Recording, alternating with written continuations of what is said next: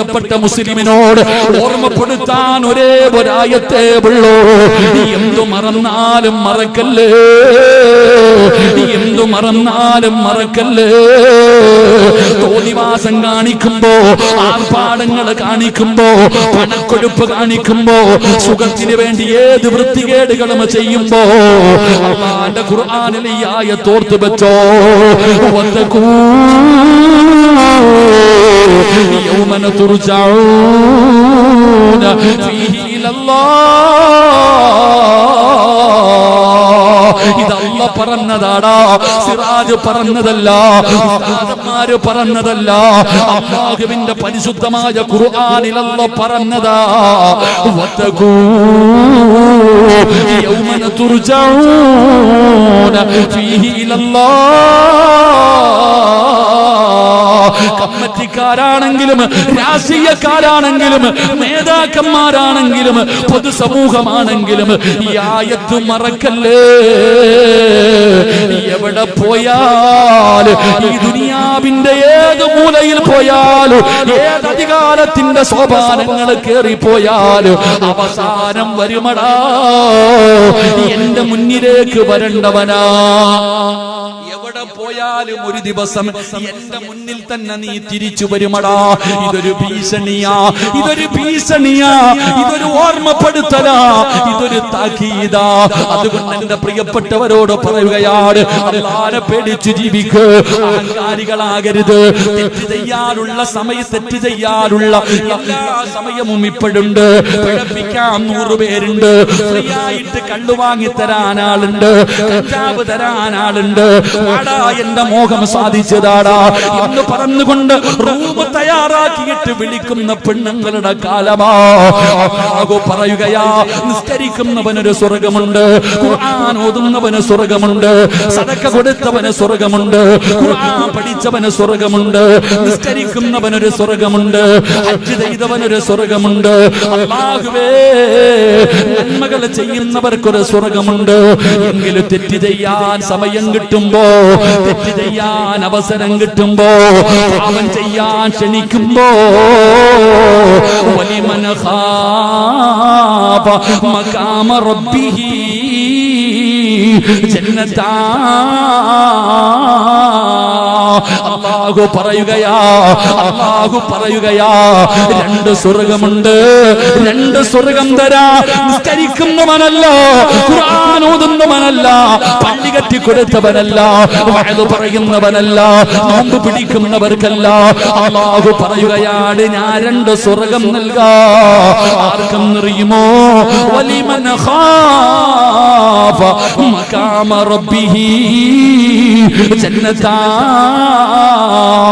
തെറ്റ് ചെയ്യാൻ അവസരം കിട്ടുമ്പോ, വ്യഭിചരിക്കാൻ അവസരം കിട്ടുമ്പോ, സുന്ദരിയായ പെണ്ണ് കെട്ടിപ്പിടിച്ച നഗ്നചിത്രങ്ങൾ അയച്ചു തന്നിട്ട് വാടാ എന്റെ മോഹമൊന്ന് സാധിച്ചതാടാ എന്ന് പറഞ്ഞു വിളിക്കുമ്പോ നീ പറയണം, ഇന്നീ അഖാഫുല്ലാഹ്, എനിക്ക് അല്ലാഹുവിനെ പേടിയാ. കള്ള് വാങ്ങിത്തരാമെന്ന് പറഞ്ഞ്, കഞ്ചാവ് വാങ്ങിത്തരാമെന്ന് പറഞ്ഞ് കൂട്ടുകാര് 5 പൈസയും തരണ്ടടാ ഇന്ന എന്ന് പറഞ്ഞു തരുമ്പോ എനിക്ക് അല്ലാഹുവിനെ പേടിയാ. മംഗലാപുരത്ത് കോളേജിൽ പഠിക്കാൻ പോകുമ്പോ കാമുകം പറയുന്നു, ആരും അറിയില്ല, ഫർദയും ഹിജാബും ഇട്ടുകൊണ്ട് എന്റെ ബൈക്കിന്റെ പുറകിൽ കയറി വന്നാൽ ഒരാൾക്കും നിന്നെ തിരിച്ചറിയാൻ കഴിയില്ലല്ലോ.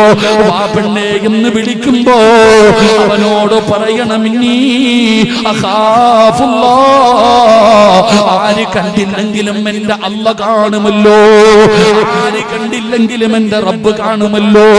അതുകൊണ്ട് പ്രിയപ്പെട്ടവരോട് പറയുകയാ, ഉസ്മാൻ തങ്ങൾക്ക് അല്ലാഹുവിനെ വല്ലാത്ത പേടിയാ, അല്ലാഹുവിനെ വല്ലാത്ത പേടിയാ, പേടിച്ച് ജീവിച്ച സ്വഹാബിയാ.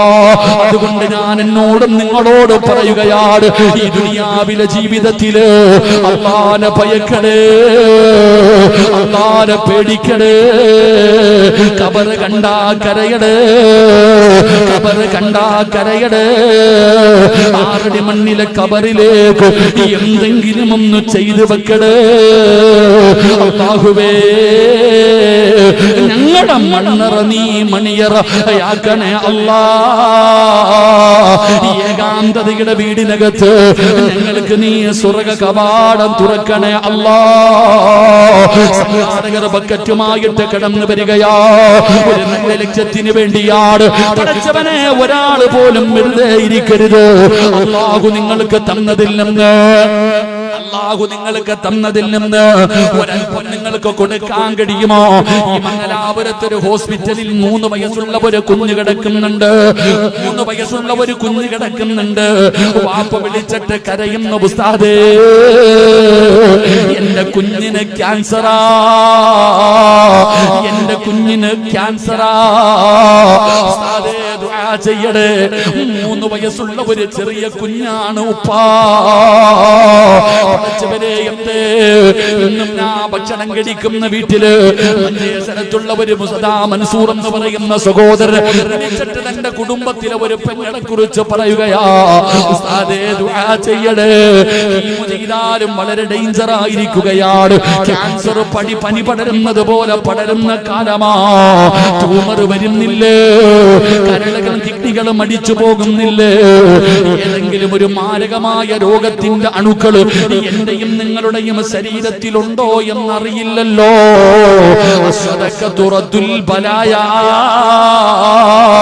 സദക്ക വിപത്തുകളെ തട്ടിമാറ്റുമെന്നല്ലേ ഇത് മുത്തിനബി പറഞ്ഞ വാക്കല്ലേ. മുത്തിനബി കള്ളം പറയാറില്ലല്ലോ. അതുകൊണ്ട് ബക്കറ്റ് നിങ്ങളുടെ മുന്നിലേക്ക് വരുമ്പോ മനസ്സിലൊരു നിയ്യത്ത് ചെയ്യ്. സമ്പാദിച്ചത് മുഴുവനും വിറ്റ് ചികിത്സിച്ചാലും മാറാത്ത ഒരു രോഗവും എനിക്ക് തരല്ലേ അല്ലാ. ഏതെങ്കിലും ഒരു രോഗത്തിന്റെ അണുക്കള് എന്റെ ശരീരത്തിലുണ്ടെങ്കിൽ ഈ സദഖയുടെ ബർക്കത്ത് കൊണ്ട്, ഈ മഹാനിന്റെ ബർക്കത്ത് കൊണ്ട് നീ ഒരു പനിയാക്കി മാറ്റണേ അല്ലാ, കരിച്ചു കളയണേ അല്ലാ. അതുകൊണ്ടൊരു സദഖ എടുത്തോ.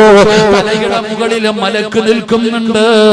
കൊടുത്താ നിനക്ക് അനുകൂലമായി ദുആ ചെയ്യുകയാ, നിനക്ക് ബർക്കത്ത് കിട്ടാ ദുആ ചെയ്യുകയാ. കൊടുക്കാതെ മടിച്ചാ, കൊടുക്കാതെ ഉറക്കം നടിച്ചാ നിനക്കെതിരായി ദുആ ചെയ്യുകയോ. അല്ലാഹുവേ,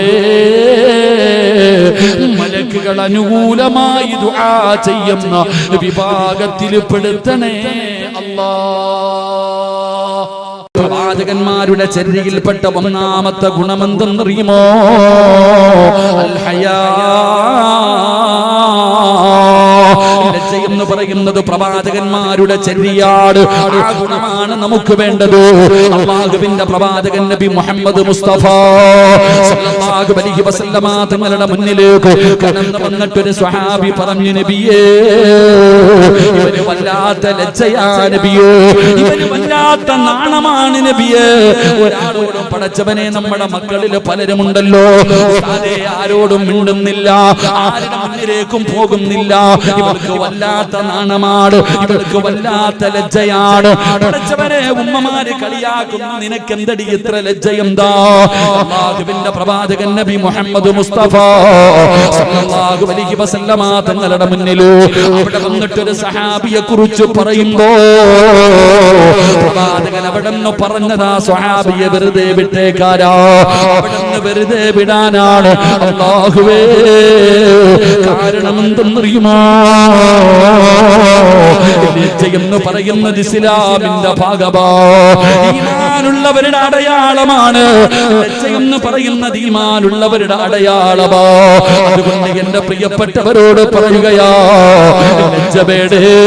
അല്ലാഹുവിന്റെ പ്രവാചകൻ നബി മുഹമ്മദ് മുസ്തഫ സല്ലല്ലാഹു അലൈഹി വസല്ലമ തങ്ങൾ പറയുകയാണ്, ഹറാം കാണുന്നവരെ, ഹറാം കാണുന്നവരെ സൂക്ഷിക്കണേടാ ചെറുപ്പക്കാരാ.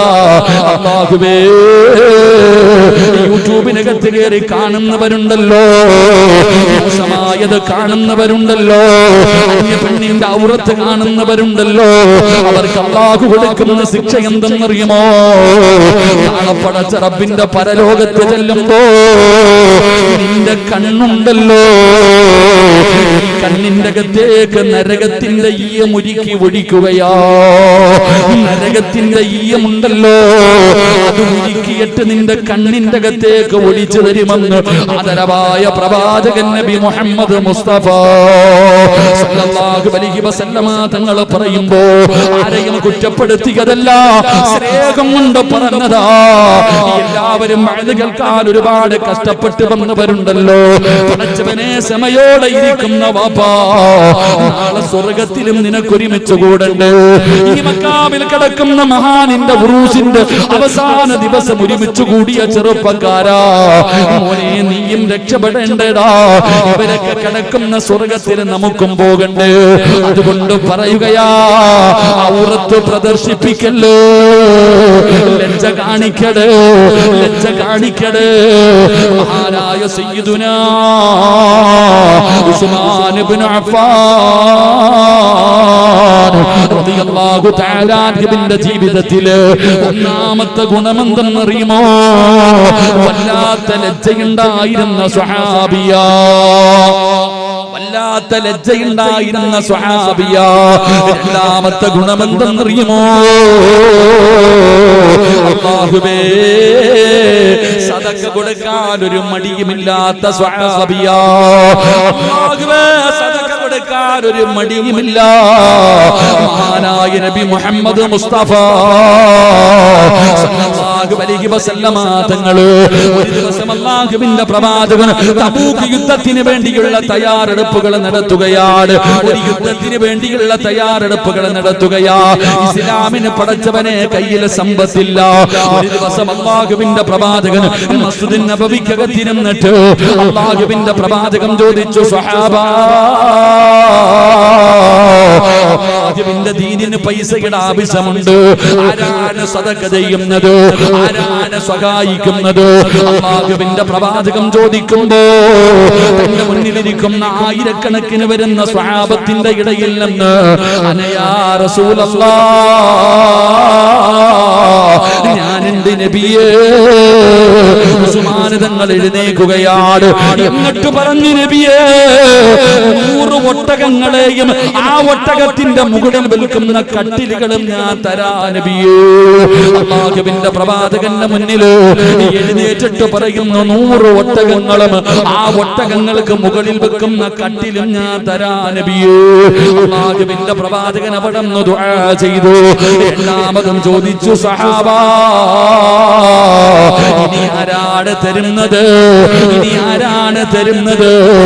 മഹാനായ സയ്യിദുനാ ഉസ്മാൻ ഇബ്നു അഫ്ഫാൻ റളിയല്ലാഹു തആല അൻഹു എഴുന്നേൽക്കുകയാണ്. അനയാ റസൂലല്ലാഹ്, 200 ഒട്ടകങ്ങളെ കൂടെ ഞാൻ തരാ നബിയേ. അല്ലാഹുവിന്റെ പ്രവാചകൻ പിന്നെയും ദുആ ചെയ്തു. കുറേ സമയം കഴിഞ്ഞു. സ്വഹാബാ, ഇനി ആരാണ് തരുന്നത്? ഇനി ആരാണ് തരുന്നത്? അപ്പോഴും അനയാ റസൂലല്ലാഹ്, 300 ഒട്ടകങ്ങളെ ഞാൻ തരാ നബിയേ. ആദ്യം 100 പറഞ്ഞു, പിന്നെ 200 പറഞ്ഞു, പിന്നെ 300 പറഞ്ഞു. സഹാബത്ത് പറയുകയാ, ഉസ്മാൻ തങ്ങളോട് മുത്തുനബി പിന്നെയും പിന്നെയും ചോദിച്ചാ തന്റെ സമ്പാദ്യം മുഴുവനും കൊടുക്കുമായിരുന്നു. അതായിരുന്നു ഉസ്മാൻ തങ്ങള്. ഒരു മടിയുമില്ല, ഒരു പ്രയാസവുമില്ല. ഒരിക്കൽ അല്ലാഹുവിന്റെ പ്രവാചകൻ സ്വല്ലല്ലാഹു അലൈഹി വസല്ലമ തങ്ങള് അവിടുന്ന് പടച്ചവനെ അവിടുന്ന് സദഖ ചോദിക്കുമ്പോ അല്ലാഹുവിന്റെ റസൂൽ അവിടുന്ന് സദഖ ചോദിക്കുമ്പോ മഹാനായ ഉസ്മാൻ റളിയല്ലാഹു തആല അവിടുന്ന് എഴുന്നേറ്റ് പറയുകയാ 950 ഒട്ടകങ്ങളെ ഞാൻ തരാ നബിയേ. യുദ്ധത്തിന് വേണ്ടി തയ്യാറെടുക്കുമ്പോ ഉസ്മാൻ തങ്ങൾ എഴുന്നേറ്റ് നിന്നിട്ട് പറയുകയാണ് 950 ഒട്ടകങ്ങളെ ഞാൻ തരാ, പടച്ചവനെ 50 കുതിരകളെ ഞാൻ തരാ. എന്നിട്ട് പറയുന്നു യാ റസൂലല്ലാഹ് 10,000 സ്വർണ്ണ നാണയവും ഞാൻ തരാ നബിയേ. ഉസ്മാൻ തങ്ങൾ അങ്ങനായിരുന്നു. എന്റെ പ്രിയപ്പെട്ടവരെ, നമ്മൾ മക്കത്തും മദീനത്തും പോകുമല്ലോ, ഒരുപാട് കിണറുകൾ കാണുമല്ലോ. ഉസ്മാൻ എന്ന് പറയുന്ന ഒരു കിണർ കാണുമല്ലോ. അല്ലാഹുവിന്റെ പ്രവാചകൻ സ്വല്ലല്ലാഹു അലൈഹി വസല്ലമ തങ്ങളുടെ കാലഘട്ടത്തിലോ റോമ കിണറെന്ന് പറയുന്ന കിണറായിരുന്നല്ലോ. അതിനകത്ത് നിന്ന് മുസ്ലിമീങ്ങൾക്ക് വെള്ളം കോരാൻ പറ്റാത്ത ഒരു സാഹചര്യം വന്നപ്പോ ഒരു ദിവസം അല്ലാഹുവിന്റെ പ്രവാചകൻ അവിടെ വെച്ച് ചോദിച്ചു, സഹാബാ ഈ കിണർ വാങ്ങണമല്ലോ, മുസ്ലിമീങ്ങൾക്ക് വെള്ളം കുടിക്കാൻ കിണർ വാങ്ങണമല്ലോ. ആരാണ് സഹായിക്കുന്നത്? മഹാനായ സയ്യിദുനാ ഉസ്മാൻ ഇബ്നു അഫ്ഫാൻ റളിയല്ലാഹു തആല അൻഹു മനുഷ്യന്റെ മുന്നിലേക്ക് കടന്നു പോയിട്ട് ഈ കിണറിന് എത്ര രൂപയാണ് വേണ്ടത്? 35,000 വെള്ളി നാണയമാണ് ചോദിച്ചത്. ഒന്നും രണ്ടുമല്ല ചെറുപ്പക്കാരാ, പാപ്പമാരെ, അല്ലാഹുവിന്റെ പള്ളിക്കും മദ്രസകൾക്കും പാവങ്ങൾക്കും ചോദിക്കുമ്പോ കൊടുക്കാൻ മടിയുള്ള മനുഷ്യ 35,000 വരുന്ന 35,000-ഓളം വരുന്ന നാണയങ്ങൾ എണ്ണിക്കൊടുത്തിട്ടാണ് ആ കിണർ വാങ്ങുന്നത്. അല്ലാഹുവിന്റെ പ്രവാചകന്റെ മുന്നിൽ കൊണ്ട് കൊടുക്കുന്നു, നബിയേ ആ കിണർ ഞാൻ വാങ്ങി നബിയേ, മുസ്ലിമീങ്ങൾക്ക് വേണ്ടി കൊടുത്തിരിക്കുന്നു നബിയേ. അങ്ങനെയാണ് പടച്ചവനെ സദഖ ചെയ്യാനൊരു മടിയുമില്ല, സദഖ കൊടുക്കാനൊരു മടിയുമില്ല. ചോദിച്ചാലും കൊടുക്കുമല്ലോ. അല്ലാഹുവിന്റെ റസൂൽ ചോദിച്ചു കഴിഞ്ഞാൽ കൊടുക്കാനൊരു മടിയുമില്ലല്ലോ. നമ്മളങ്ങനല്ല, നമുക്ക് വല്ലാത്ത മടിയാണ്. എന്റെ പ്രിയപ്പെട്ടവരെ, ഒരിക്കലും കൊടുത്തെന്ന് പറഞ്ഞ് കുറഞ്ഞു പോകൂല. കൂടുന്നതല്ലാതെ ഒരിക്കലും കുറഞ്ഞു പോകാറില്ല സഹോദരാ. അതുകൊണ്ട് ഉസ്മാൻ റളിയല്ലാഹു തആല അൻഹുവിന്റെ ചരിത്രമെടുത്ത് വായിച്ചു നോക്ക്. പറഞ്ഞു തരുന്ന രണ്ടാമത്തെ പാഠമെന്താ?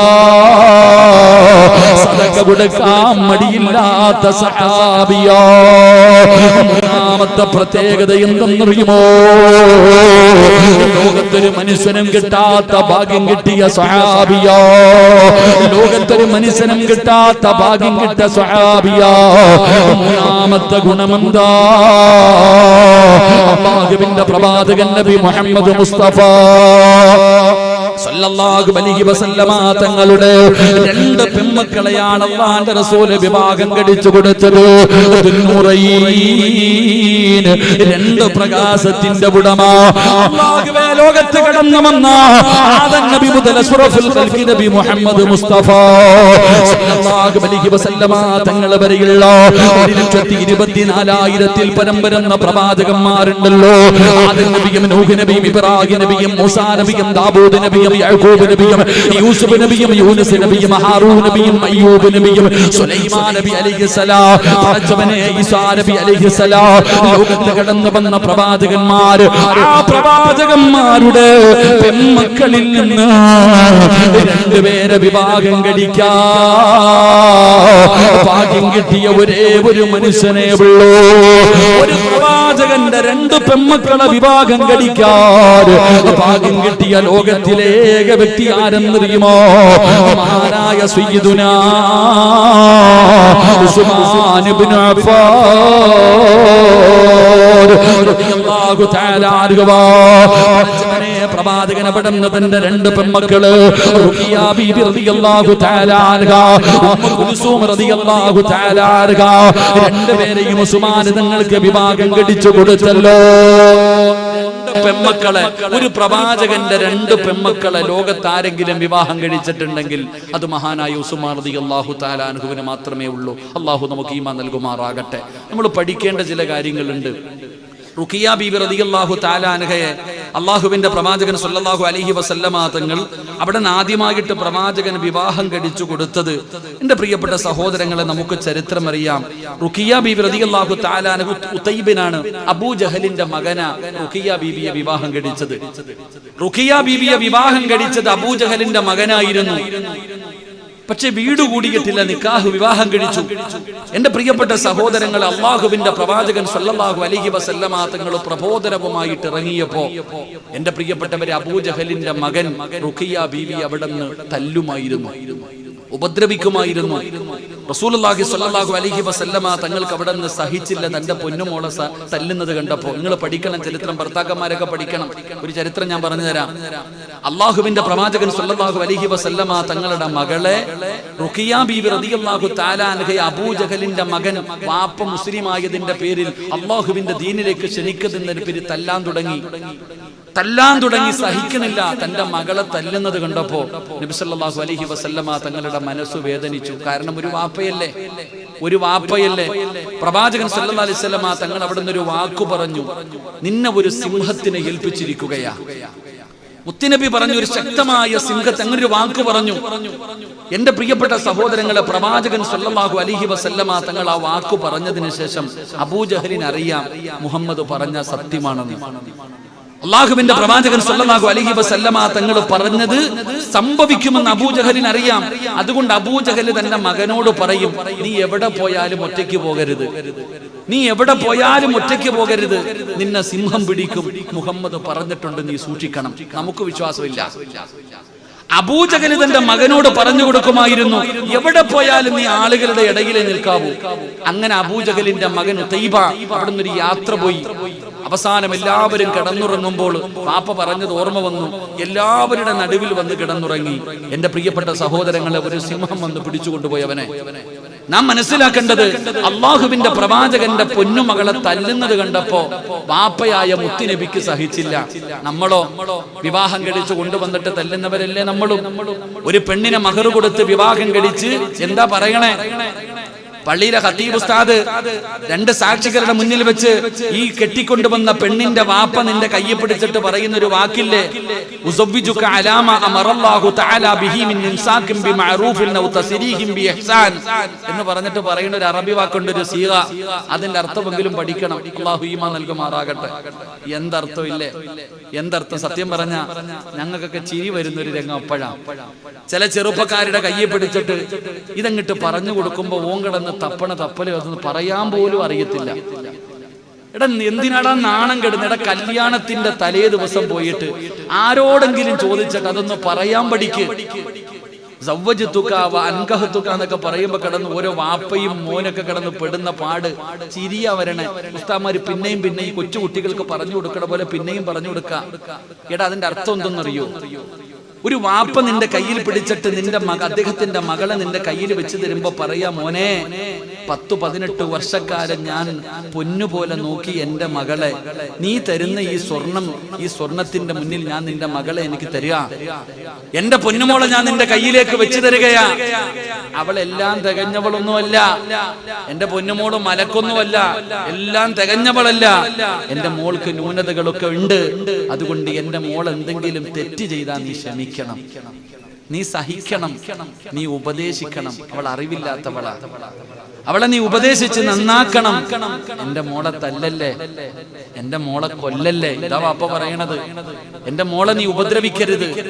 ഇത് എന്റെ മകള് 2-3 മക്കളെ പെറ്റു, ഗ്ലാമറൊക്കെ പോയി, എന്റെ മോൾക്ക് പ്രായമായി. അപ്പൊ നിനക്ക് അവളെ മടുത്തെന്ന് തോക്കിയ കൊണ്ട് കളയല്ലേ മോനെ, തിരിച്ച് എന്റെ കയ്യിൽ തന്നെ തന്നേരെ എന്റെ മോളെ. ഇത് 2 സാക്ഷികളുടെ മുന്നിൽ വെച്ച് പറഞ്ഞ് കയ്യെ പിടിച്ച് വീട്ടിൽ കൊണ്ടുവരും. പിറ്റേ ദിവസം മുതൽ കൂമ്പിടിച്ചു വാട്ട്. ഇതാ അവസ്ഥ. കൊണ്ട് വീട്ടിൽ കൊണ്ടുവരും. പിറ്റേ ദിവസം മുതൽ കുത്തുവാക്കും പരിഹാസങ്ങളും. എടാ, മകളെ ഭാര്യയെ ബഹുമാനിക്കാൻ പഠിക്കണം ആണുങ്ങൾ ആരാ ഭാര്യ എന്നറിയും. നമുക്ക് ഒരു അടുക്കള വേലക്കാരിയുടെ വില പോലും പല ഭാര്യമാർക്ക് നമ്മൾ കൊടുക്കാറില്ല. നമ്മളെല്ലാരും അങ്ങനെ. എത്ര ജോലി ചെയ്താലും അവഹേളനവും കുത്തുവാക്കും പരിഹാസം. നിനക്ക് എന്താടി ഇവിടെ ജോലി, നീ എന്താടി ഇവിടെ ചെയ്തേ എന്ന് പറഞ്ഞിട്ട് കുറ്റപ്പെടുത്ത ആരാ ഭാര്യ എന്നറിയോ? ആരാണ് ഭാര്യ എന്നറിയോ? മക്കയിൽ നിന്ന് മദീനയിലേക്ക് സഹാബത്ത് ഹിജ്റ പോയി. മക്കയിൽ നിന്ന് മദീനയിലേക്ക് സഹാബത്ത് ഹിജറ പോകാൻ ഒരുങ്ങുമ്പോ ഖുറൈശികൾ പറഞ്ഞു, എടാ ഈ നാട്ടി ഉണ്ടാക്കിയത് മുഴുവനും ഇവിടെ ഇട്ടിട്ട് നീയും മുഹമ്മദും നിന്റെ അള്ളായും കൂടെ ഇട്ടിരിക്കുന്ന വസ്ത്രത്തോടെ പൊക്കോളാൻ. NRC ഒക്കെ അപ്പോഴാ ചിന്തിക്കേണ്ടത്. അള്ളാഹു ഈമാൻ നൽകുമാറാകട്ടെ. ഇപ്പൊ കേന്ദ്ര ഗവൺമെന്റ് പറഞ്ഞു NRC വരുന്നുണ്ട്. അപ്പൊ പറഞ്ഞു നിന്റെ വീടും നാടും വിറ്റിട്ട് നീ രാജ്യക്കാരനല്ല, ജയിലിൽ പോകണമെന്ന് പറയുമ്പോഴേ നെഞ്ചത്തടി തുടങ്ങി, പേടി തുടങ്ങി. ഞാൻ ചോദിക്കട്ടെ, എടാ NRC പണ്ട് നടന്നിരുന്നു. 1400 വർഷങ്ങൾക്ക് മുമ്പ് മക്കക്കാരും അള്ളാഹുവിന്റെ റസൂലിന്റെ സ്വഹാബത്തിനോട് പറഞ്ഞു, ഈ നാട്ടിൽ ഉണ്ടാക്കിയത് മുഴുവൻ ഇവിടെ ഇട്ടിട്ട് ഇട്ടിരിക്കണ വസ്ത്രത്തോടെ നീയൊക്കെ പൊക്കോണം, അള്ളാഹയെ വിളിച്ചിട്ട് നീ അള്ളാഹി മുഹമ്മദ് പൊക്കോ. എന്തേ പറഞ്ഞത്? ഹിജറ പോകുന്ന സഹാബത്ത് പറഞ്ഞു, ഇന്നാടാ എടുത്തോ, എനിക്ക് വീടും വേണ്ട, പണവും വേണ്ട, ഒന്നും വേണ്ട, ഞാൻ പോവാടാ. അതാടാ മുസ്ലിം. അള്ളാഹു ഈമാൻ നൽകുമാറാകട്ടെ. അള്ളാഹ് ഈമാൻ നൽകുമാറാകട്ടെ. നിങ്ങൾ എന്താ ഉസ്താദ് ഇപ്പൊ NRCക്ക് അനുകൂലമാണെന്ന് പറയരുത്. ഉസ്താദ് NRCക്ക് അനുകൂലമാണെന്ന് പറയരുത്. NRC അല്ല ഇവിടെ വിഷയം, നമ്മുടെ ഈമാനാണ് വിഷയം. അവിടെ നമ്മൾ പരാജയപ്പെടരുത്. ഇതൊക്കെ എത്ര നാളെ പൊട്ടിച്ചാലും അവസാനവന്മാര് തോക്കും. അള്ളാഹു ഈമാൻ നൽകുമാറാകട്ടെ. അള്ളാഹ് കാണാൻ ഭാഗ്യം തരുമാറാകട്ടെ. ഇവരൊക്കെ എത്രയൊക്കെ ചെയ്താലും അവസാനം നമ്മുടെ മുന്നിൽ തോക്കും. കാരണം അന്തിമ വിജയം നമുക്ക് തന്നെയാ. ഇത് അള്ളാന്റെ ഖുർആൻ പഠിപ്പിച്ചതാ, ചരിത്രങ്ങൾ പഠിപ്പിച്ചതാ. ആള് കുറവാ, 313 സ്വഹാബത്ത്, പൂരിയ വാൾ, ഒടിഞ്ഞ വാളും ഒരു പരിചയില്ല, ഒട്ടിക വയറുമായിട്ട് പോയിട്ട് പാട്ടും പാടി തിരിച്ചു കയറി വന്ന ചരിത്രം വെറുതെയല്ല. അള്ളാഹു നമുക്ക് ഈമാൻ നൽകുമാറാകട്ടെ. പിന്നെ നമ്മൾ പേടിക്കരുത്, നമ്മൾ വിരളരുത്.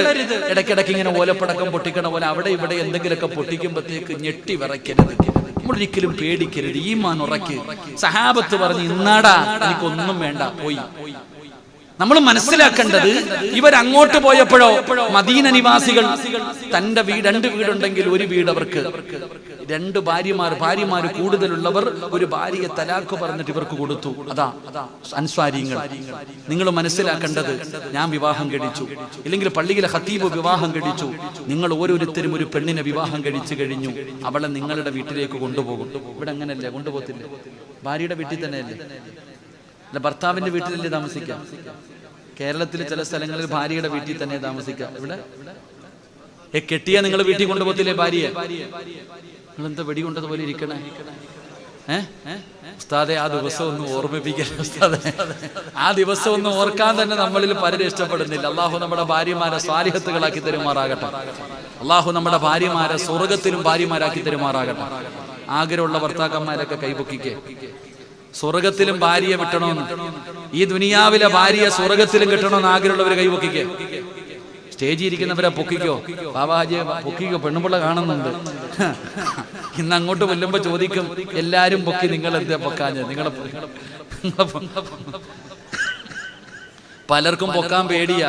ഉസ്താദെ, ഇവിടെ തന്നെ സഹിക്കാൻ വയ്യ, ഇനി സ്വർഗത്തിലുണ്ടോ?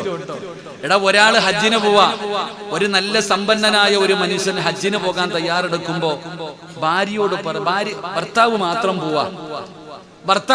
പോകുന്നു. അപ്പൊ ഒരാള് ചോദിച്ചു, ഒരു ഉസ്താദ് ചോദിച്ചു, നിങ്ങൾ എന്റെ ഭാര്യയെ കൂടെ കൊണ്ടുപോകാത്ത? അവള് ഹജ്ജ് ചെയ്തിട്ടില്ല, ഒരുമിച്ച് പൊക്കൂടെ? ഇല്ല ഉസ്താദെ, ഞാൻ പോയിട്ട് വരാം. ഇയാൾ എത്ര പറഞ്ഞിട്ടും ഇങ്ങനെ തന്നെ പറയും. അപ്പൊ ചോദിച്ചു, വല്ല സാമ്പത്തിക പൈസയുടെ കാര്യമൊന്നുമല്ല ഉസ്താദെ. അവസാനം ചോദിച്ചു, എന്താ പ്രശ്നം? ഇവിടെ തന്നെ പറ്റണില്ല ഉസ്താദെ, ഇവളെയും കൊണ്ട് ആ മക്കത്തെ കാണാൻ പോയാ അവിടെ പോയി കിടന്ന് അടി കൂടണമല്ലോ. ഇത് നമ്മുടെ ചിന്ത. അള്ളാഹു നമ്മുടെ ഭാര്യമാരെ സ്വാലിഹത്തുകളാക്കി തരുമാറാകട്ടെ. അള്ളാഹുവിന്റെ എന്തുകൊണ്ടാണെന്നറിയോ?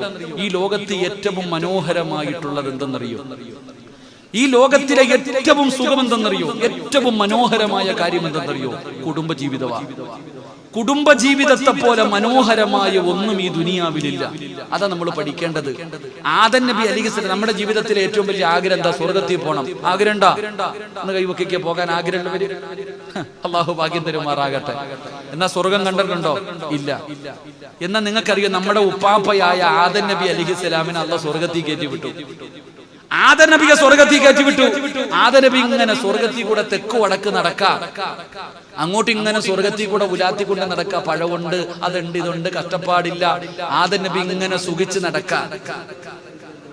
അല്ലാഹു സുബ്ഹാനഹു വ തആല ആദം നബിയോട് ചോദിച്ചു, എന്തേ ആദമേ, എങ്ങനുണ്ട്? ഒരു സുഖം, എന്തോ ഒരു പ്രശ്നമുണ്ടല്ലോ ആദമേ, നിനക്ക് എന്ത് പറ്റി ആദമേ, നിനക്കൊരു സന്തോഷമില്ലാത്തത്? ആദം നബി പറഞ്ഞ മറുപടി എന്തെന്നറിയോ? ഒറ്റയ്ക്ക് നടന്നിട്ടൊരു സുഖമില്ല. എവിടെ? സ്വർഗത്തില്. സ്വർഗത്തിലൂടെ ആദം നബി നടക്കുമ്പോഴാണ് അള്ളാഹ് ചോദിക്കണേ, എന്താ നിനക്കൊരു സന്തോഷം ഇല്ലാത്ത? ഒറ്റയ്ക്ക് നടന്നിട്ടൊരു സുഖമില്ല അല്ലാഹ്. ഹവ്വാ റളിയല്ലാഹു തആല ഉമ്മുമ്മയെ എടുത്ത് അങ്ങോട്ട് കൊടുത്തപ്പോഴാ ആദം നബിക്ക് സന്തോഷം വന്നേ. പെണ്ണ് കെട്ടിയപ്പോഴാടാ മോനെ ആദം നബിക്ക് സന്തോഷം വന്നേ. എല്ലാരും ചോദിക്കുമല്ലേ എന്തിനാ പെണ്ണ് കെട്ടണേന്ന്? എടാ, പെണ്ണ് കെട്ടിയ അവന് 3 നന്മയുണ്ടാകും. കല്യാണം കഴിക്കുന്നവന്റെ ജീവിതത്തിൽ 3 ഗുണമുണ്ടാകും. അതിലെ 1ാമത്തെ ഗുണം അവന് സമാധാനം കിട്ടുമെന്ന് അള്ളാഹുവിന്റെ പരിശുദ്ധമായ ഖുർആൻ. അള്ളാഹു ഈമാൻ നൽകുമാറാകട്ടെ. എന്ത് കിട്ടും? പെണ്ണ് കെട്ടിയ എന്ത് കിട്ടും? നിങ്ങളുടെ നാവ് കൊണ്ട് പറ, കേൾക്കാനുള്ള കൊതി കൊണ്ട് എന്ത് കിട്ടും? ഉസ്താദെ, എന്നാണോ കെട്ടിയത് അന്നത്തോടെ സമാധാനം പോയെന്നാ നമ്മൾ പറയാ. എന്നാണോ പെണ്ണ് കെട്ടിയത് അന്നത്തോടുകൂടി പോയി. അപ്പൊ ഖുർആൻ പറഞ്ഞത് തെറ്റല്ല, ഖുർആൻ പറഞ്ഞത് ശരിയാ. പെണ്ണ് കെട്ടിയ സമാധാനം കിട്ടും. വിവാഹം കഴിച്ച സമാധാനമുണ്ട്. നിന്റെ സമാധാനം പോയെങ്കിൽ നിന്റെ കയ്യിലിരിപ്പ് കൊണ്ടാ. നിന്റെ ജീവിതം നിനക്ക് തോന്നുന്നത് പോലെ ജീവിക്കുന്നത് കൊണ്ടാ. ഖുർആനും ഹദീസും പറഞ്ഞ രീതിയിൽ ജീവിച്ചാൽ മരിക്കുന്ന കാലം വരെ ലൗബേഴ്സായി, ലവ് ജോഡികളായി നടക്കാം. അള്ളാഹു നമുക്ക് ഈമാൻ നൽകുമാറാകട്ടെ. അള്ളാഹു നമുക്ക് ഈമാൻ നൽകുമാറാകട്ടെ. അതുകൊണ്ട് പരസ്പരം തമ്മിലടിച്ചും വഴക്കുണ്ടാക്കിയും തീർക്കരുത്. ഭാര്യയെ തല്ലുന്നത് ആണത്വമല്ല. ഒരു പാവപ്പെട്ട പെണ്ണിനെ ഇട്ട് തല്ലുന്നത് ആണത്വമല്ല, തന്റെ ഇടമല്ല. ഇന്നലെ 2 കൊടുത്തറാന്ന് പറയും കൂട്ടുകാരോട്. ഇന്നലെ അവളെ ഞാൻ ചേർത്തങ്ങിട്ട് നിർത്തി. എന്താ അന്തസ്സോടാ പറയണേ? പാവപ്പെട്ട ഒരുത്തിയെ വീട്ടിൽ കൊണ്ടുവന്ന് തല്ലിയിട്ട് കുടുംബജീവിതത്തിൽ സന്തോഷവും സമാധാനവും കിട്ടാത്തതിന്റെ കാരണം പഠിക്കണം. പെണ്ണിനെ അറിയണം. പെണ്ണ് കിട്ടിയാ പോരാ, കൂടെ കടന്നാ പോരാ, ചെലവിന് കൊടുത്താ പോരാ. പെണ്ണ് ആരാണെന്ന് പഠിക്കണം. പെണ്ണിന് ചില സ്വഭാവമുണ്ട്. ആണുങ്ങളുടെയൊക്കെ ഏറ്റവും വലിയൊരു ആഗ്രഹമാ, പെണ്ണ് കെട്ടണ ഏത് ആണിന്റെയും ആഗ്രഹമാ, ഞാൻ വരച്ച വരയിൽ എന്റെ ഭാര്യ നിൽക്കണം. ഇല്ലേ? എല്ലാ ഭർത്താക്കന്മാരുടെയും ആഗ്രഹമാണ്, ഞാൻ വരച്ച വരയിൽ എന്റെ ഭാര്യ നിൽക്കണം. നീ കേറി നിൽക്കും, ഒരു കാലത്ത് നിന്റെ പെണ്ണുപിള്ള കേറി നിൽക്കില്ല. അല്ലാഹു ഈമാൻ നൽകുമാറാകട്ടെ. ലോകത്ത് നമ്മൾ വരച്ചിട്ട് നമ്മൾ കയറി നിൽക്കണമല്ലാതെ ഒരാണിനും തന്റെ ഭാര്യ വരച്ച വരയിൽ നിർത്താൻ പറ്റൂല. കാരണം അത് പെണ്ണങ്ങനെ. നബി സല്ലല്ലാഹു അലൈഹി വസല്ലമ തങ്ങളോട് പോലും ആയിഷ ബീവി ചൂടാവുമായിരുന്നു. മുത്തി നബിയോട് പോലും പ്രവാചകൻ കൊണ്ടുകൊടുത്ത കറിപ്പാത്രം എടുത്ത് എറിഞ്ഞു പൊട്ടിച്ചിട്ടുണ്ട് ആയിഷ ബീവി. ആയിഷ ബീവിയും നബി സല്ലല്ലാഹു അലൈഹി വസല്ലമ തങ്ങളും പിണങ്ങിയിട്ടുണ്ട്. എന്താ ചരിത്രം വായിക്കേണ്ടത്? ഭാര്യയും ഭർത്താവും പിണങ്ങിയിട്ടുണ്ട്, വഴക്ക് കൂടിയിട്ടുണ്ട്. ആയിഷ ബീവി റളിയല്ലാഹു തആല അൻഹ റസൂലുള്ളാഹി സ്വല്ലല്ലാഹു അലൈഹി വസല്ലമ തങ്ങളോട് പിണങ്ങി നടന്നിട്ടുണ്ട്. പക്ഷേ എത്രയുള്ളൂ ഭാര്യയും ഭർത്താവും? ഒരു ചരിത്രം അറിയോ? നബിയും ആയിഷ ബീവിയും പിണങ്ങി, രണ്ടുപേരും മിണ്ടണില്ല. നിങ്ങൾക്ക് ബോറടിക്കുന്നുണ്ടോ? ആയിഷ ബീവിയും നബി സല്ലല്ലാഹു ഈ ചങ്ങാതി ബക്കറ്റ് എടുത്തോണ്ട് നിൽക്കുന്നുണ്ട്. ഇത്തിരി കഴിയട്ടെ ഇൻഷാ അല്ലാഹ്. കാരണം ബക്കറ്റ് എടുത്ത ഓടുന്ന ഒരു കൗമുണ്ട്. അല്ലാഹു കാക്കുമാറാകട്ടെ. അതുകൊണ്ടാ, വേറൊന്നും കൊണ്ടല്ല. നിങ്ങൾക്കുള്ളത് നിങ്ങൾക്കല്ല. ആയിഷ ബീവിയും നബി സല്ലല്ലാഹു അലൈഹി വസല്ലമ തങ്ങളും പിണങ്ങി, രണ്ടുപേരും മിണ്ടണില്ല. അപ്പൊ മസ്ലഹത്തിന് ആരാ വന്നത്? അബൂബക്കർ സിദ്ദീഖ് റളിയല്ലാഹു അൻഹു. വാപ്പല്ലേ? ആയിഷ ബീവിയുടെ വാപ്പയുമാണ്, മുത്തി നബിയുടെ കൂട്ടുകാരനുമാണ്. അങ്ങനെ വീട്ടിനകത്ത് കയറി വന്നു. എന്താണ് വിഷയം? അള്ളാന്റെ റസൂൽ സല്ലല്ലാഹു അലൈഹി വസല്ലമ തങ്ങൾ പറഞ്ഞു, ആയിഷ നീ പറ, ആദ്യം പ്രശ്നം എന്താന്ന് വെച്ചാ. മുൻഗണനയാ, ആദ്യം നീ പറ, എന്നിട്ട് ഞാൻ പറയാം. നമ്മൾ അങ്ങനല്ല, ഞാൻ പറയും നീ കേൾക്കണം. ഞാൻ പറയും നീ കേൾക്കണം. അല്ലേ? പെണ്ണിന്റെ വീട്ടുകാര് ആണിന്റെ വീട്ടുകാര് പറയണത് കേട്ടോണം. ഇല്ലേ? നബി സല്ലല്ലാഹു അലൈഹി വസല്ലമ തങ്ങൾ പറഞ്ഞു, ആയിഷ നിനക്ക് പറയാനുള്ളത് എന്താന്ന് വെച്ചാ പറ. ആയിഷ ബീവി ഇങ്ങനെ പറഞ്ഞുകൊണ്ടിരിക്കുന്നതിന്റെ ഇടയില് എന്തോ ഒരു വാക്ക് പറഞ്ഞു, പറയാൻ പാടില്ലാത്തൊരു വാക്ക്. എന്തോ ഒരു വാക്ക് നബി സല്ലല്ലാഹു അലൈഹി വസല്ലമ തങ്ങളെ എന്തോ ഒരു വാക്ക് പറഞ്ഞു. അബൂബക്കർ സിദ്ദീഖ് റളിയല്ലാഹു തആല അൻഹുവിനെ സഹിച്ചില്ല. കൊടുത്ത് ആയിഷയുടെ മുഖത്ത്. അള്ളാഹുവിന്റെ പ്രവാചകന് എന്തോ ഒരു വാക്ക് പറഞ്ഞപ്പോ സഹിക്കാൻ പറ്റാതെ എഴുന്നേറ്റിട്ട് വാപ്പ മോളെ തല്ലി.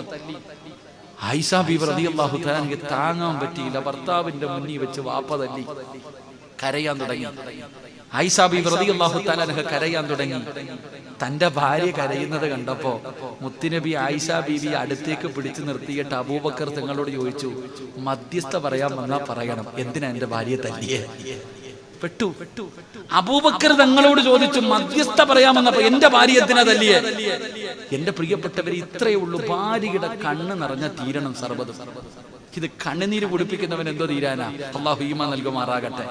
ഞാൻ പറഞ്ഞു വന്നത്, ഞാൻ വിവാഹം കഴിച്ചപ്പോ എന്റെ ഭാര്യ സുമയ്യ, അവൾ എന്റെ കൂടെ ഹിജ്റ ചെയ്തു വന്നവളാണ്.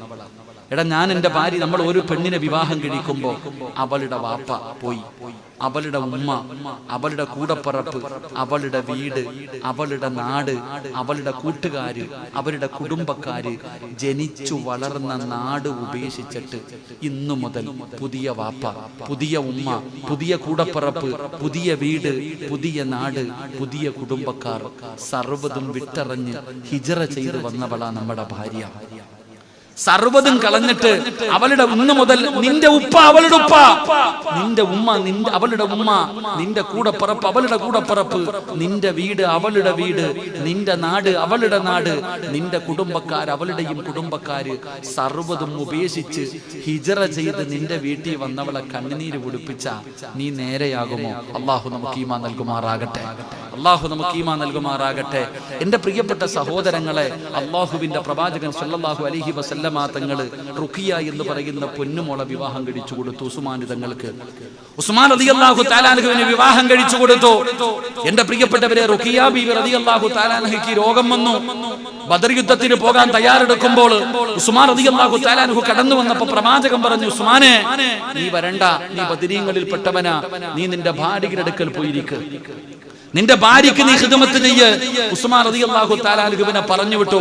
റസൂലുള്ളാഹി സ്വല്ലല്ലാഹു അലൈഹി വസല്ലമ തങ്ങൾ ബദർ യുദ്ധം കഴിഞ്ഞു വരുമ്പോ തന്റെ പൊന്നുമകളും മരണപ്പെട്ടു. അള്ളാഹുവിന്റെ പ്രവാചകൻ സല്ലല്ലാഹു അലൈഹി വസല്ലമ തങ്ങൾ രണ്ടാമത്തെ മകളെയും കെട്ടിച്ചു കൊടുത്തു. നിങ്ങൾ ആലോചിക്ക്, ഉമ്മു കുൽസും റളിയല്ലാഹു തആല അൻഹയെ വിവാഹം കഴിച്ചു കൊടുത്തു. ആ ഉമ്മു കുൽസും മരണപ്പെട്ടു. നിങ്ങൾ ചിന്തിക്ക്, സാധാരണ ഒരാള് പെണ്ണ് കെട്ടി, ആ പെണ്ണ് മരിച്ചു, രണ്ടാമതൊന്നിനെ കെട്ടി, അതും മരിച്ചു, പിന്നെ ആരെങ്കിലും പെണ്ണ് കൊടുക്കോ?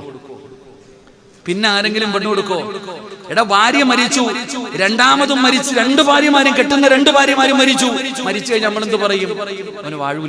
അവന് വാഴൂല, പേടിയാ. എങ്കിൽ റസൂലുള്ളാഹി സ്വല്ലല്ലാഹു അലൈഹി വസല്ലമ തങ്ങൾ പറഞ്ഞു, എനിക്കിനി ഒരു മോളും കൂടെ ഉണ്ടായിരുന്നെങ്കിൽ ഉസ്മാനെ നിനക്ക് തന്നെ ഞാൻ കെട്ടിച്ചു തരും. എനിക്കൊരു മകള് കൂടെ ഉണ്ടായിരുന്നെങ്കിൽ ഞാൻ നിനക്ക് തന്നെ കെട്ടിച്ചു തരും. അല്ലാഹുവിന്റെ പ്രവാചകൻ സ്വല്ലല്ലാഹു അലൈഹി വസല്ലമ തങ്ങൾ പറഞ്ഞ മറുപടിയാ. എന്റെ പ്രിയപ്പെട്ടവരെ, ഉസ്മാൻ തങ്ങളുടെ ജീവിതം അങ്ങനെയായിരുന്നു. അല്ലാഹുവിന്റെ പ്രവാചകൻ നബി മുഹമ്മദ് മുസ്തഫ സല്ലല്ലാഹു അലൈഹി വസല്ലമ തങ്ങളുടെ രണ്ട് പെൺമക്കളെ വിവാഹം കഴിക്കാൻ ഭാഗ്യം കിട്ടിയ സ്വഹാബിയാ രണ്ട് പ്രകാശങ്ങളുടെ ഉടമ പഠിച്ചവനെ ഉസ്മാൻ തങ്ങളുടെ പ്രത്യേകതയായിരുന്നു. വിശദീകരിക്കുന്നില്ല. നാലാമത്തെ പ്രത്യേകത എന്തെന്നറിയുമോ? അല്ലാഹുവിനെ വല്ലാത്ത ഭയവാ, അല്ലാഹുവിനെ വല്ലാത്ത പേടിയാ. റളിയല്ലാഹു തആല അൻഹു ഭയമായിരുന്നു പഠിച്ചവരെ, അല്ലാഹുവിനെ വല്ലാത്ത പേടിയായിരുന്നു. അല്ലാഹുവിനെ ഭയന്നുകൊണ്ടാണ് ദുനിയാവിൽ ജീവിച്ചിരുന്നത് ഉസ്മാൻ റളിയല്ലാഹു തആല അൻഹു. പഠിച്ചവരെ, അല്ലാഹുവിനെ വല്ലാത്ത പേടിയാ. ജാഹിലിയ്യ കാലഘട്ടത്തിൽ പോലും കള്ളു കുടിക്കാത്ത സഹാബിയാ.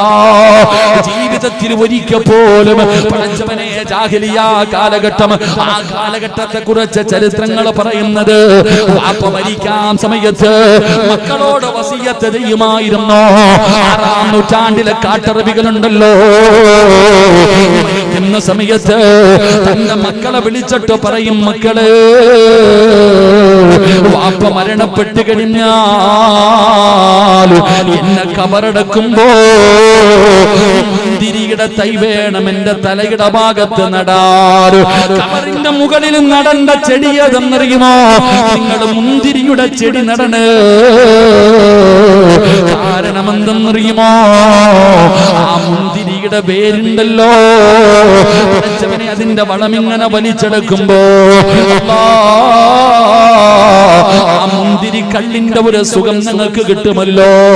മരിച്ച കബറടക്കുന്ന സമയത്ത് പോലും കബറിന്റെ മുകളിൽ മുന്തിരി നടണമെന്ന് പറഞ്ഞു കൊടുത്ത ജാഹിലിയ്യ കാലഘട്ടം. ആ കാലഘട്ടത്തിൽ പോലും കള്ള് കുടിക്കാത്ത മനുഷ്യരാ. അല്ലാഹുവിനെ വല്ലാത്ത പേടിയാ. ഉസ്മാൻ റളിയല്ലാഹു തആല അൻഹുവിന്റെ ചരിത്രം അറിയുമോ? ഖബർ കണ്ടു കഴിഞ്ഞാൽ ഖബറിനെ കുറിച്ച് പറഞ്ഞാൽ ഖബർ കണ്ട ഉസ്മാൻ തങ്ങൾ കരഞ്ഞ് തളർന്നു വീഴുമായിരുന്നു. ഉസ്മാൻ തങ്ങൾ കരഞ്ഞ് തളർന്നു വീഴുമായിരുന്നു. പടച്ചവരെ, സ്വഹാബത്ത് അത്ഭുതത്തോടെ ചോദിക്കുന്നു, ഉസ്മാൻ തങ്ങള് എന്തേ ഖബർ കാണുമ്പോ കരയുന്നത്? നരകം പറയുമ്പോ കരയാറില്ലല്ലോ, മഹ്ശറ പറയുമ്പോ കരയാറില്ലല്ലോ, വിചാരണയെ കുറിച്ച് പറയുമ്പോ കരയാറില്ലല്ലോ, നരകത്തിന്റെ ശിക്ഷയെ കുറിച്ച് പറയുമ്പോ കരയാറില്ലല്ലോ, സിറാത്തിനെ കുറിച്ച് പറയുമ്പോ കരയാറില്ലല്ലോ, മരണത്തെ കുറിച്ച് പറയുമ്പോ കരയാറില്ലല്ലോ. എന്തുകൊണ്ടാണ് ഖബറിനെ കുറിച്ച് പറയുമ്പോ കരയുന്നത്? എന്തിനാണ്? ഉസ്മാൻ റളിയല്ലാഹു തആല അൻഹു ഖബർ കണ്ടു കഴിഞ്ഞാൽ കരഞ്ഞ് താഴെ വീഴുകയാ, തളർന്നു വീഴുകയാ. കാരണം പടച്ചവനെ, സ്വഹാബത്ത് അവിടെന്ന് ചോദിച്ചു, കാരണമെന്താ? എന്തുകൊണ്ടാണ് ഖബറിനെ കുറിച്ച് പറയുമ്പോ ഖബർ കാണുമ്പോ കരയുന്നത്? എന്തിനാ മോനെ കരയണമടാ? ഖബറിനെ കാണുമ്പോ കരയാറുള്ള കാരണമെന്താ? ഉസ്മാൻ റളിയല്ലാഹു തആല അൻഹു പറയുകയാണ്, അൽ ഖബറു അവ്വലു മൻസിലിൻ മിൻ മനാസിലിൽ ആഖിറ.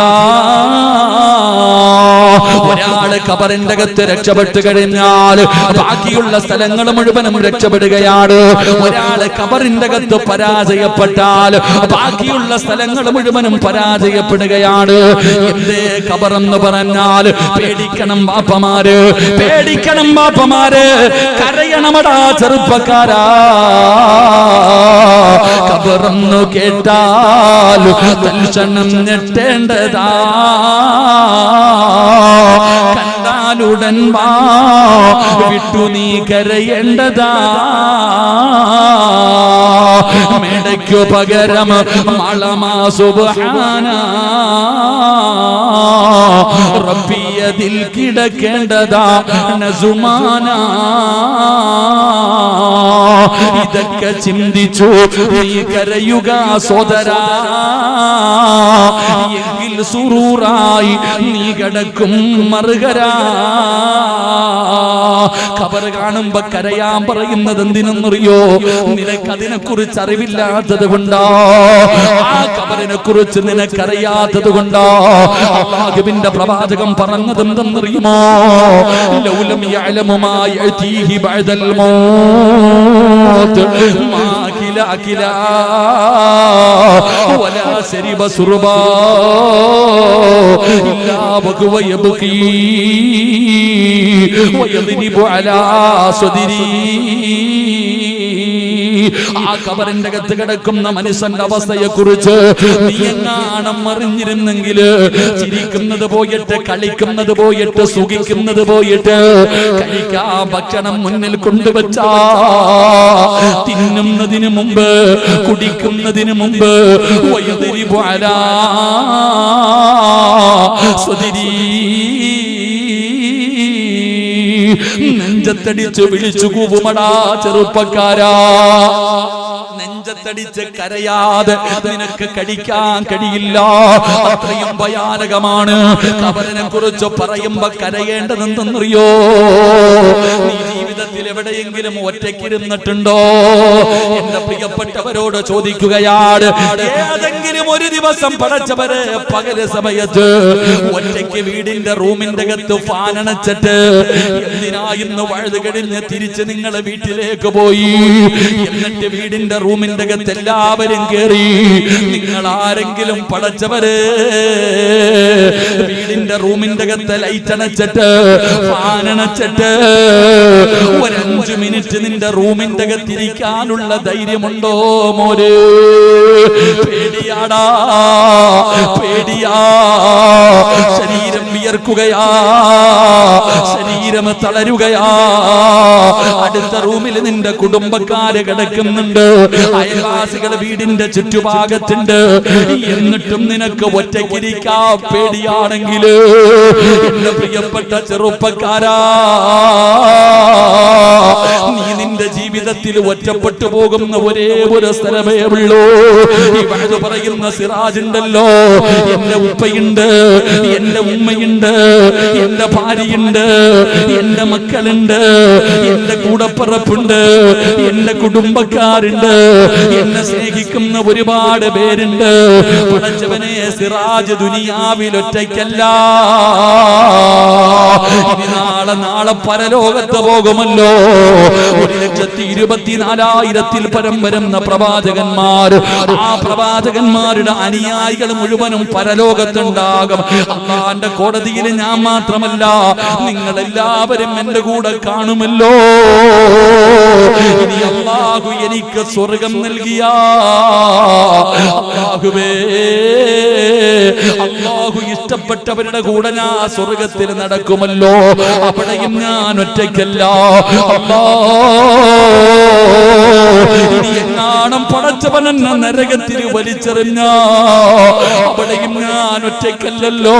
കള്ളുകുടിയന്മാര് കാണുമല്ലോ, വ്യഭിചാരികൾ കാണുമല്ലോ, പലിശ തിന്നവര് കാണുമല്ലോ, ഇബ്ലീസ് കാണുമല്ലോ, ശിർക്ക് ചെയ്തവരെ കാണുമല്ലോ. അവിടെയും എനിക്ക് കൂട്ടുണ്ടല്ലോ. പക്ഷേ 6 അടി മണ്ണിലെ കബറുണ്ടല്ലോ. ആ കബറിന്റെ അകത്ത് ഇറക്കി വെക്കുമ്പോ എന്റെ ഉപ്പ വരില്ലല്ലോ, എന്റെ ഉമ്മ വരില്ലല്ലോ, എന്റെ ഭാര്യ വരില്ലല്ലോ, എന്റെ മക്കൾ വരില്ലല്ലോ, എന്റെ കൂടപ്പിറപ്പ് വരില്ലല്ലോ, എന്റെ കൂടെ എന്റെ കൂട്ടുകാര് വരില്ലല്ലോ, എന്റെ കുടുംബക്കാര് വരില്ലല്ലോ. ഖിയാമത്ത് നാൾ വരെ പള്ളിപ്പറമ്പിൽ സിറാജ് ഒറ്റയ്ക്ക് കിടന്ന് ശീലമില്ലാത്തവനല്ലേ. പടച്ചവനെ, എങ്ങനെ കിടക്കുമടാ ചെറുപ്പക്കാരാ? അതുകൊണ്ടാ കരയാൻ പറഞ്ഞത്, അതുകൊണ്ടാ കരയാൻ പറഞ്ഞത്. പലതും ചെയ്യുമ്പോ നിനക്ക് ചിന്ത വേണമടാ. അഹങ്കാരിയെ പോലെ നെഞ്ചു വിളിച്ചുകൊണ്ട് ഈ ഭൂമിയിലൂടെ നടക്കുമ്പോ നിന്റെ കാൽ കീഴിലാണെന്നുള്ള ചിന്ത വരുമ്പോ, മറ്റുള്ളവരെ ചവിട്ടി തേക്കുമ്പോ, മറ്റുള്ളവരെ പുച്ഛിച്ച് തള്ളുമ്പോ, പലരെയും കളിയാക്കുമ്പോ ഈ ബോധം നിനക്ക് വേണമടാ. നീ കബറിന്റെ അകത്ത് പോയി കിടക്കേണ്ടവനല്ലേ. ഒന്ന് പൊരുത്തം ചോദിക്കാൻ സമയം കിട്ടില്ലല്ലോ. നമ്മൾ ആക്ഷേപിക്കുകയാണ്, പലരെയും പരിഹസിക്കുകയാണ്. എന്നിട്ട് പറയും, ഉസ്താദേ, അവൻ ചെയ്തതല്ലേ പറഞ്ഞത്, അവൻ ചെയ്തതല്ലേ പറഞ്ഞത്. നിനക്കെന്ത് അവകാശമാടാ? ഒരാള് ചെയ്ത കാര്യം പറയാ നിനക്കെന്ത് അവകാശമാ? എന്റെ പ്രിയപ്പെട്ടവരോട് ഓർമ്മപ്പെടുത്തുകയാ, ഒന്ന് പൊരുത്തം ചോദിക്കാൻ നിനക്ക് സമയം കിട്ടണമെന്നില്ല. പള്ളിപ്പറമ്പിലെ കബറ് പറയുന്നുണ്ട്, അല്ലാഹുവേ, എടാ ഞാൻ ഏകാന്തതയുടെ വീടാ മോനെ, എന്റെ വീടിന്റെ അകത്ത് പാമ്പുകളും തേളുകളും ഉണ്ടടാ. അല്ലാഹുവേ, കബറിങ്ങനെ വിളിച്ചു പറയുന്നുണ്ട്. ഉസ്മാൻ തങ്ങൾ കരയാനുള്ള കാരണമതാ. കബറിനെ കുറിച്ച് പറഞ്ഞാൽ അവിടെന്ന് പേടിക്കുമായിരുന്നു, കബറ് കണ്ടാ കരയുമായിരുന്നു. അല്ലാഹുവിനെ വല്ലാത്ത പേടിയാ, അല്ലാഹുവിനെ വല്ലാത്ത പേടിയാ. പക്ഷേ ആ സ്വഹാബി ആരാ? പടച്ചവനെ, പതിനീങ്ങളിൽപ്പെട്ട സ്വഹാബിയാണ് ഉസ്മാൻ തങ്ങൾ. സ്വർഗ്ഗം കൊണ്ട് വാഗ്ദാനം ചെയ്യപ്പെട്ട സ്വഹാബി. സുമ്മരിളാ അന്നബി ബക്കറിൻ വഅൻ ഉമരി വഅൻ അലിയും വഅന ഉസ്മാൻ ദിൽ കറമി സഅദിൻ സഈദിൻ സുബൈരിൻ ത്വൽഹത്തിൻ വഅബി ഉബൈദത്തിൻ വബിനു ഫിൽ ആസിദിൽ കറമി മൗലായ സല്ലി വസാ